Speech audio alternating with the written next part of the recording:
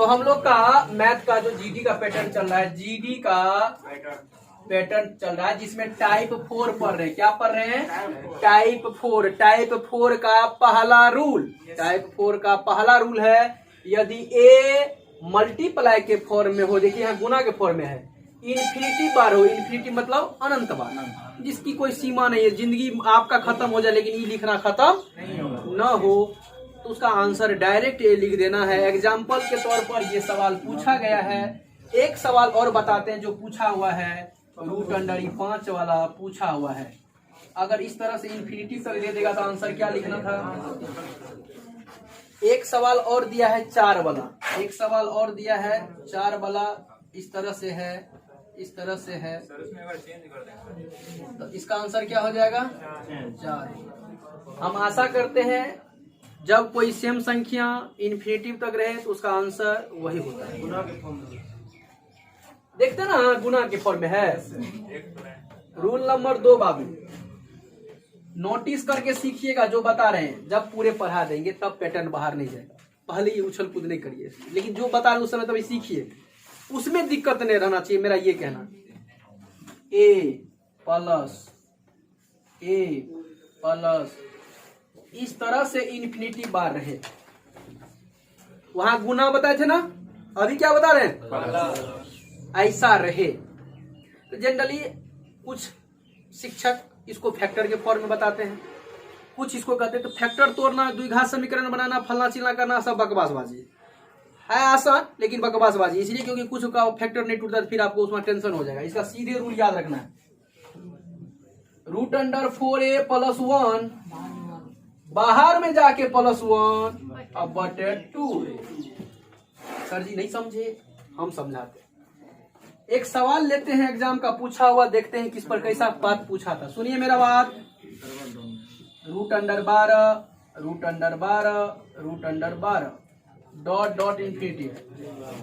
सुनिए बाबू ध्यान सुनिए, कहता है इसको हल करो। एग्जाम हॉल में ऐसा सवाल आएगा। अब जो बच्चा सीख जाएगा वो तो 1 सेकंड में बना लेगा, नहीं तो 3 सेकंड की गारंटी अंदर बना लेगा। जो नहीं बनाएगा तो उसको 5 मिनट में फट जाएगा। ए का मान क्या है? 12, 12 चौके 48, 1 49 का क्या निकलेगा? रूट से 7, 7 में 1 जोड़ेंगे 8 को 2 से भगा देंगे, डायरेक्ट एग्जाम हॉल में आंसर लिख देंगे 4। अब डायरेक्ट जो आपको लिखे ना, तो कोई जो बच्चा कल उतारे कॉपी कैसे, ऐसे। ये तो हुआ बबलू सर का मेथड, लेकिन हम कहेंगे कि कुछ सर के मेथड के अकॉर्डिंग चले, बुक के मेथड। तो इसको 12 को लिखते हैं, फैक्टर तोड़ेंगे तो 4 तिया के 12, तो जो बड़का वाला वही आंसर होता है। सुनिएगा सुनिएगा, ये है प्लस वाला, वही तो बता रहे हैं। आसान अगर होता तो बबलू सर इस रास्ता को ना चुनते आपके लिए। हाँ अब बच्चा पकड़ लिया, क्योंकि मेरा मेथड नहीं ना है, इसीलिए हमारा मेथड। बहुत शोध करते हैं, चिंतन करते हैं। 10 साल 10 ईयर्स एक बहुत बड़ा समय होता है। 10 साल मैथ पर गुरुजी 10 साल से पढ़ा रहे मैथ। अब सोचिए उससे पहले कितना दिन से खुद पढ़े होंगे। एक लंबा पीरियड, तो एक शोधन सा हो गया है। अगर ये आसान होता तो हम बच्चों के लिए यही मेथड आज 10 साल से देते। आसान नहीं, क्यों नहीं है? कुछ जगह ये फॉलो कर जाएगा, बच्चा फैक्टर तोड़ने में परेशान हो जाता है, इसीलिए। लेकिन ये ऐसा मास्टरपीस है, हर जगह आंख बंद करके गियर लगा देना, धरेगा ही धरेगा। कहेगा सर कैसे आई समझिए। 4 तिया के 12 डायरेक्ट आंसर, बड़का वाला प्लस है तो प्लस वाला फॉर्म में आ जाएगा। कहेगा सर ये तो आसान था भैया, यहाँ ना आसान था, आप बनाओ तो भाई। अभी जो दे रहे 3 + 3 + 3, आप बताइए तो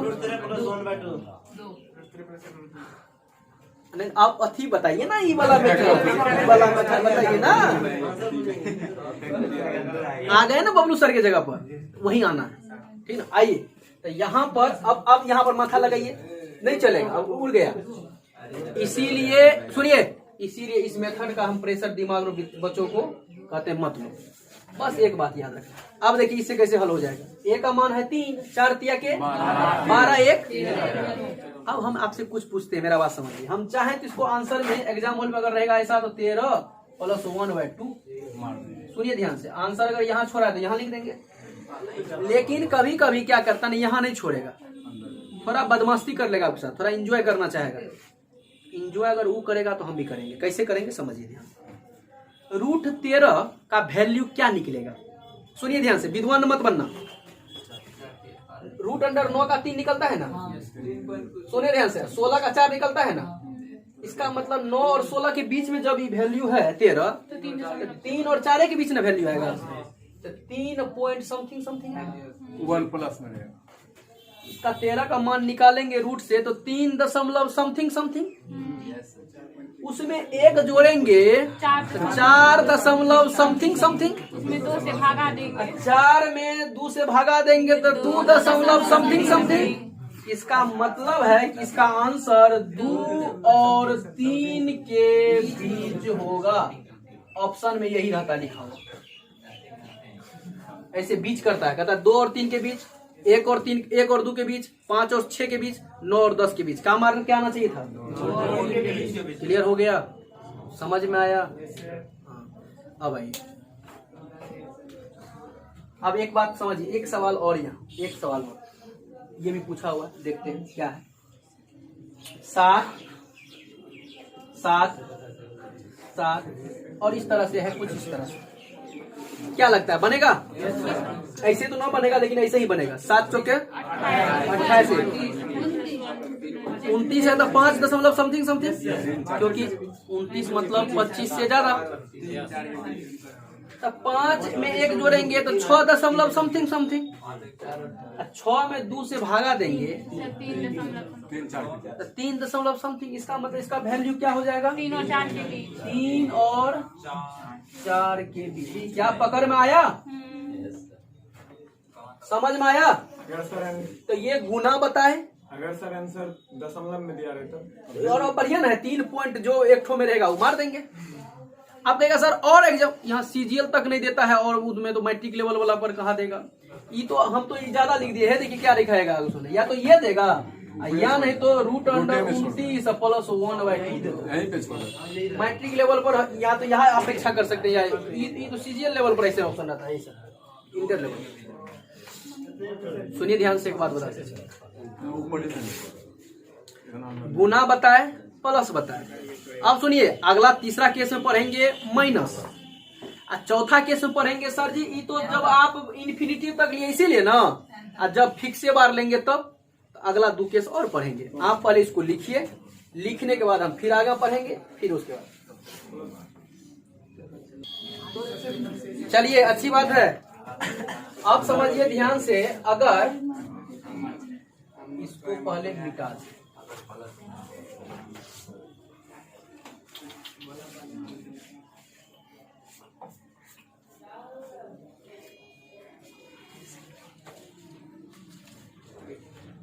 अगर सर ये रूल नंबर 3 अगर ये इन्फिनिटी तक ना हो, n बार हो, n बार मतलब एक फिक्स मात्रा में हो, n बार हो, मान लीजिए 12 था, एक बार और दे देते, ऐसा हो, या कुछ इस टाइप का हो, एक बार और दे देते इसको, या एक बार और दे देते इसको, कुछ इस टाइप का हो, कुछ इस टाइप का हो, तब क्या करेंगे?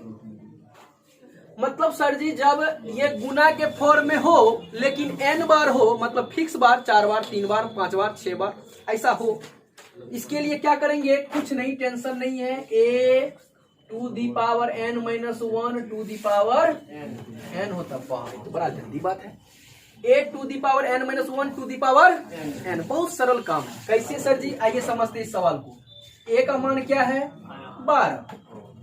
अब टू दी पावर n क्या गो है भाई? ये कितना है? ये कितना है? ये 4 है। तो 2 पर पावर 4, हम थोड़ा लिख देते समझाने के लिए, 2 पर पावर 4। 2 पर पावर 4 का मतलब 2 दूनी 4 दूनी 8 दूनी 16 में से 1 गया 15। इसका मतलब हुआ कि 12 पर पावर 15/16 हो गया आंसर। समझ में आया? नहीं समझे सर जी? हम एक बार फिर से समझाइए, आइए समझते फिर से। a का मान क्या है? 5, टू दी पावर n होता है सूत्र में। n का मतलब ये कितना बार आया है बाबू? 1 2 3 4 5 6। कितना बार आया? तो 2 को 6 बार गुना करते हैं। 2 दूनी 4 दूनी 8 दूनी 16 दूनी 32 दूनी 64 में से 1 गया 63/64 हो गया आंसर। समझ में आ रहा है? हम सर जी नहीं समझे, एक बार और। a का मान क्या है? 4। कितना बार आया है? 3 बार। 2 पर पावर 3। 2 दूनी 4 दूनी 8। 8 में से 1 गया 7/, हो गया आंसर। क्लियर हो गया? a to the power n minus 1 to the power n। Clear हो गया। अब हमारा है गुना के फॉर्म में n बार आएगा कि देख लेंगे सवाल। अच्छी बात है, ये सवाल तो आया हुआ है एग्जाम में। जब सर जी रूल नंबर 4 कहता है जब प्लस माइनस के फॉर्म में हो, प्लस क्या हो? माइनस के फॉर्म में हो, लेकिन n बार हो, इसके लिए क्या करेंगे? सब कुछ वही रहेगा। यही जो बाहर में है ये -1 कर देंगे। ये सब सर जी ये सब वही सही है, ये सब सही है। n बार कर दीजिए। ये तो सही है, इन्फिनिटी पर रहेगा ना। अब इसके लिए क्या करेंगे? आइए सवाल देखते हैं। अब इसके लिए देखते हैं, जब इसका मतलब है कि एग्जाम हॉल में ऐसा रहेगा, एग्जाम हॉल में कुछ इस टाइप का रहेगा, एग्जाम हॉल में कुछ इस टाइप का रहेगा।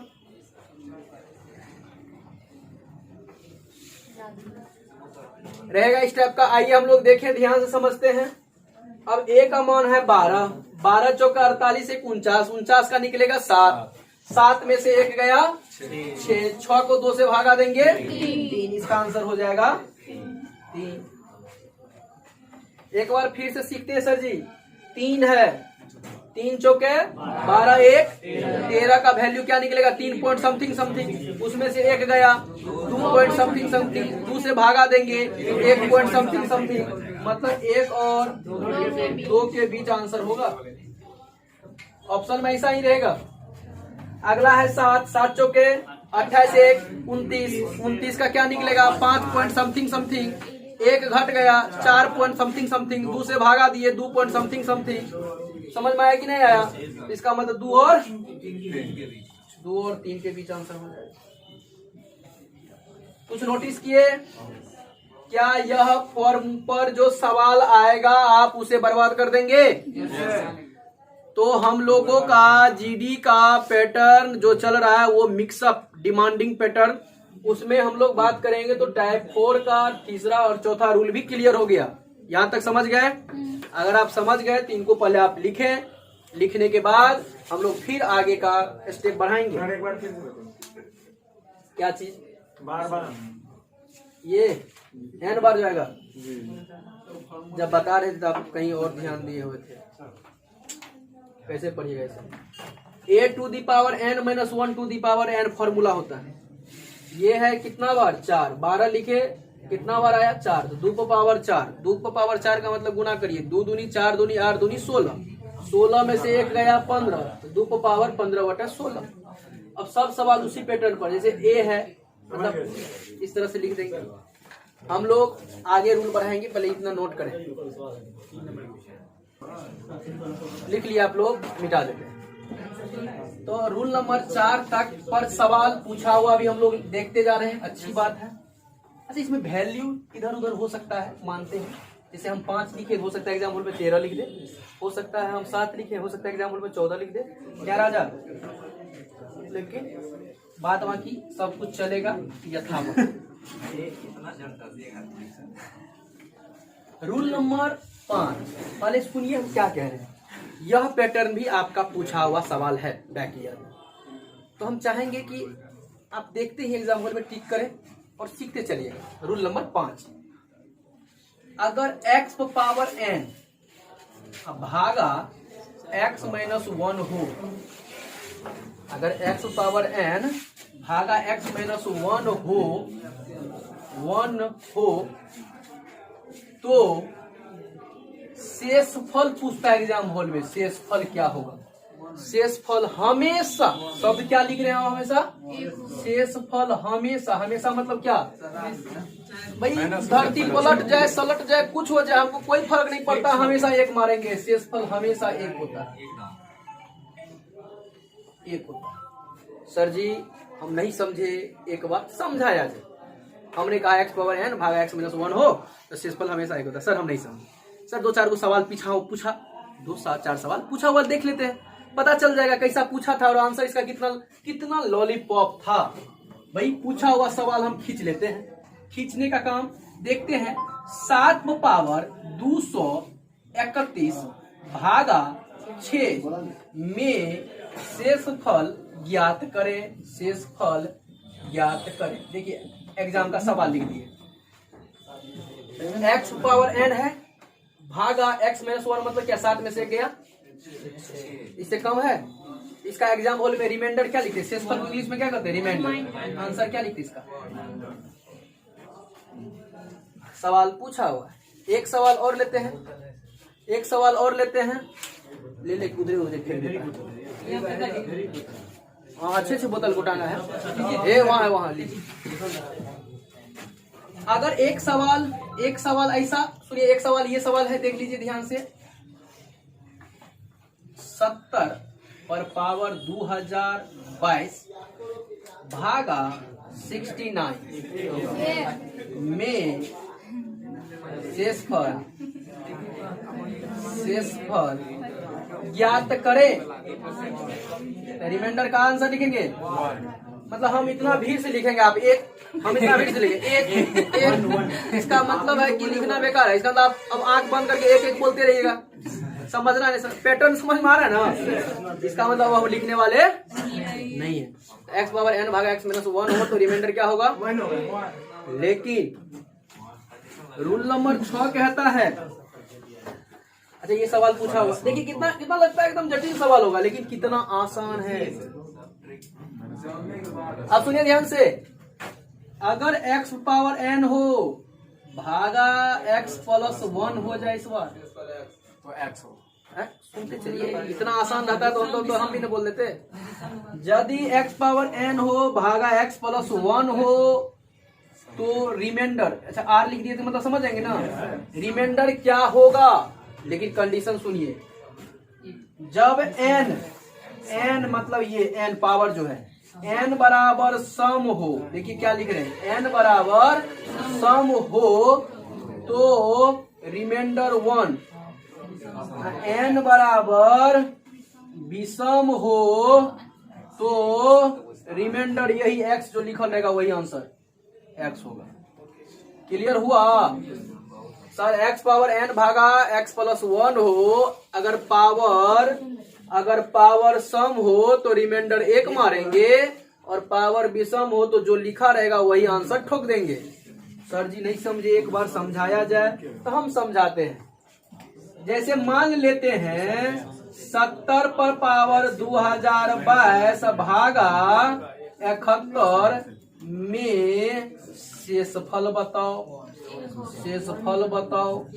अब हमको बताइए x पावर n तो है, भागा 1 ज्यादा है, पावर क्या है तो सम के लिए थ्योरी क्या बताए?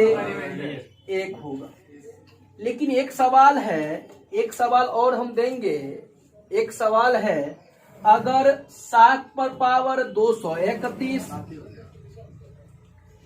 231 भागा 8 हो तो रिमाइंडर ज्ञात करें। क्या आंसर मारेंगे? पावर विषम है, आंसर यही हो जाएगा तो रिमाइंडर 7 हो जाएगा। हम आशा करते हैं रिमाइंडर थ्योरी से अगर 1 कम पर होगा तो बना देंगे, 1 ज्यादा पर होगा तो बना देंगे। लेकिन सर जब ऐसा ना हो, कुछ डिफरेंट टाइप का कुछ दे दे, जैसे सर उसकी मर्जी 5 पर पावर 31 भागा लिख दिया 11, सर 5 पावर 31 भागा लिख दिया 7, 5 पावर 31 भागा लिख दिया 2, 5 पावर 31 भागा लिख दिया 19, तब सर क्या करेंगे? बहुत आसान, बहुत आसान। इसके लिए रूल नहीं। अब अगला फेज जो हम आपको देंगे वो देंगे मास्टर रेंज फॉर्मूला, मतलब मास्टर रेंज कॉन्सेप्ट। वो कॉन्सेप्ट सीखना है, सब पर घुसाने हैं। ठीक ना सर, उससे फायदा, इससे फायदा यही होता है कि रहता तो टाइम बचता है एग्जाम हॉल में, क्योंकि ऑनलाइन एग्जाम का मेथड आ गया तो देखते ही टिक मारना है। और एक्चुअल में जब अगर ये पैटर्न आप नहीं फोकस करेंगे तो इसके बाद जो हम लोग मास्टर इन कंडीशन बताएंगे वो आप सीख लेंगे तो सारा का सारा पैटर्न क्लियर। अब उसको भी समझाएंगे थोड़ा अगले केस में, तो पहले आप इसको लिख लीजिए, उसके बाद हम लोग केस में आएंगे छठा के बाद सातवां नंबर। तो इसको पहले नोट कर लिया।